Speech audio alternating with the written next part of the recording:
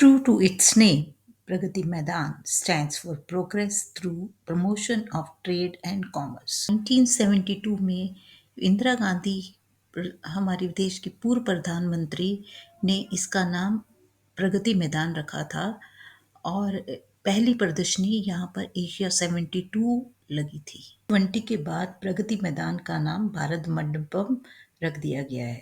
प्रगति मैदान से भारत मंडपम तक का यह सफर भारत की सांस्कृतिक और तकनीकी प्रगति का प्रतिबिंब है।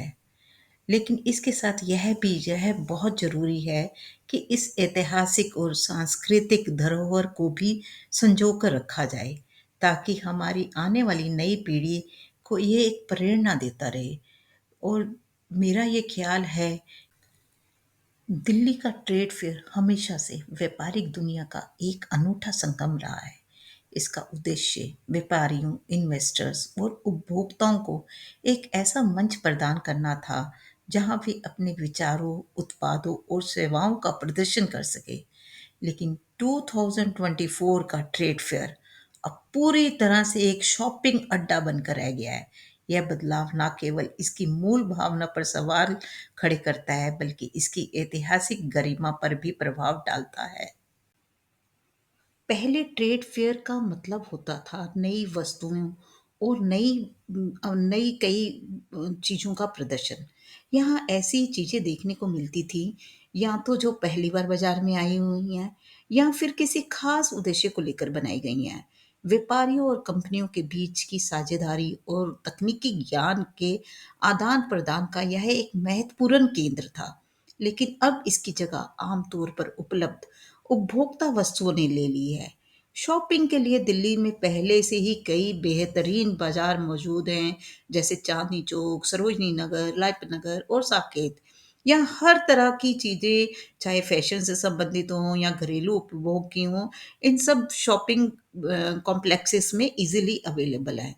ऐसे में सवाल उठता है ऐसे में ये क्वेश्चन उठता है कि ट्रेड फेयर को एक और शॉपिंग फेस्टिवल में बदलने का क्या औचित्य है, क्या पर्पस। प्रगति मैदान से भारत मंडपम तक का यह सफर भारत की सांस्कृतिक और तकनीकी प्रगति का प्रतिबिंब है। नाम परिवर्तन के माध्यम से एक नई पहचान दी गई है, जो भारत के आत्मनिर्भर और विश्व स्तरीय सम्मेलनों के दृष्टिकोण को दर्शाती है। हालांकि यह जरूरी है कि इसके पीछे की ऐतिहासिक और सांस्कृतिक धरोहर को भी संजो कर रखा जाए, ताकि यह नई पीढ़ी को प्रगति और नई अनुसंधानों के मूल्यों की प्रेरणा देती रहे।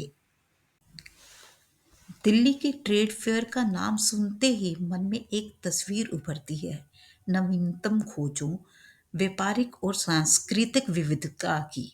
लेकिन ट्रेड फेयर 2024 के अनुभव ने इस छवि को धुंधला कर दिया है। प्रदर्शनी देखने की उम्मीद लेकर हॉल नंबर 6 और हॉल नंबर 5 का दौरा किया, लेकिन जो देखने को मिला वह निराशाजनक था।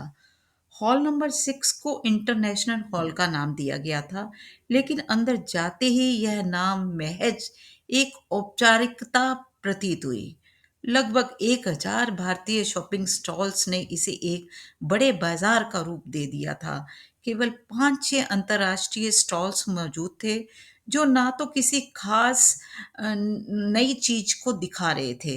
यहाँ ना ना कोई नई तकनीक देखने को मिली, और ना ही कोई ऐसी खोज जिससे हम अपने व्यापार के स्तर को बढ़ा सकें। हॉल नंबर 5 में भी लगभग 1000 शॉपिंग स्टॉल्स थे, लेकिन यहाँ एक चीज ने मन को बड़ा सुकून दिया, भारतीय रेल की प्रदर्शनी। भारतीय रेल की तकनीकी प्रगति और भविष्य के प्रोजेक्ट्स को खूबसूरती से प्रदर्शित किया गया था। यह प्रदर्शनी न केवल जानकारी पूर्ण थी, बल्कि भारत की प्रगति का प्रतिनिधित्व भी कर रही थी। इन दो हॉल्स का दौरा करने के बाद यह साफ हो गया कि ट्रेड फेयर अब पूरी तरह से कॉमर्शलाइज्ड हो गया है। पहले यह फेयर नए विचारों, अन्वेषणों और व्यापारिक नेटवर्किंग का केंद्र था, लेकिन अब यह केवल एक विशाल शॉपिंग फेस्टिवल बन के रह गया है। यह दिवाली मेले जैसा अनुभव हुआ, जहां हजारों स्टॉल्स पर वही चीजें मिल रही थी जो हर भारतीय बाजार में आसानी से उपलब्ध थी। ट्रेड फेयर का उद्देश्य व्यापार, संस्कृति और तकनीकी विचारों का संगम होना चाहिए। प्रदर्शनी की जगह शॉपिंग का अड्डा बनने से पहले इसकी मूल भावना खत्म होती दिख रही है।